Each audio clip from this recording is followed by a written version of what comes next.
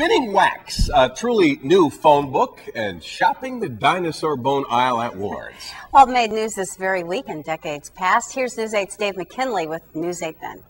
10 years ago this week. Its behavior was inappropriate, and that we admit that. With those words, the federal government announced it would pay millions to families of several victims of government-backed Cold War experiments 50 years before, where unsuspecting hospital patients were injected with plutonium to gauge its effect on humans. And many of those secret experiments took place at Strong Hospital, which was also named in the lawsuit settled this week in 1996. 20 years ago this week, when DJs still spun 45s, ask your parents, kids.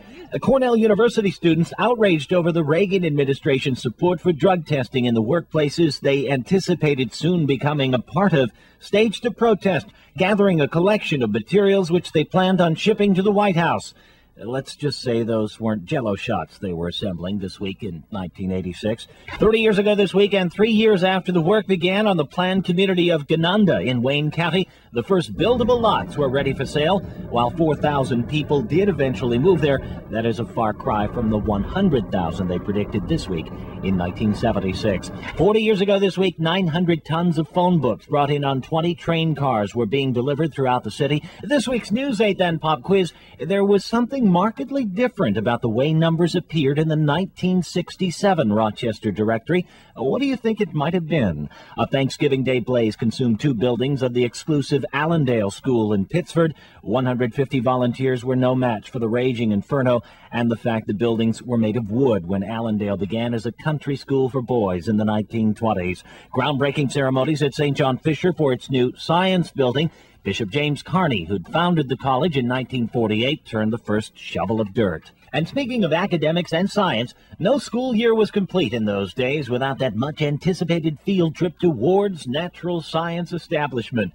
Begun in the 1800s as a supplier of stuffed animals to museums, it had by this week in 1966 grown to the world's leader in science education materials for schools and colleges, which it remains today. It has long been said that if it's scientific, you could find it at Ward's. Rocks and minerals, live tarantulas, scads of skulls, even dinosaur bones if you could afford them.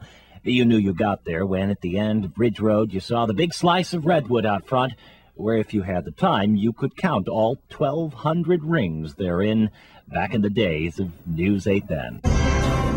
This is News 8 Now. Well, here's the answer to this week's News 8 Then Pop Quiz about what was new with the new phone books issued 40 years ago this week. They looked drastically different. The 1967 directory was the first ever in Rochester to have all numbers listed with numerical prefixes, ending the era of the letter prefix. By the way, Dave McKinley, of course, welcomes your calls about News 8 Then. Feel free to contact him at Baker 48888.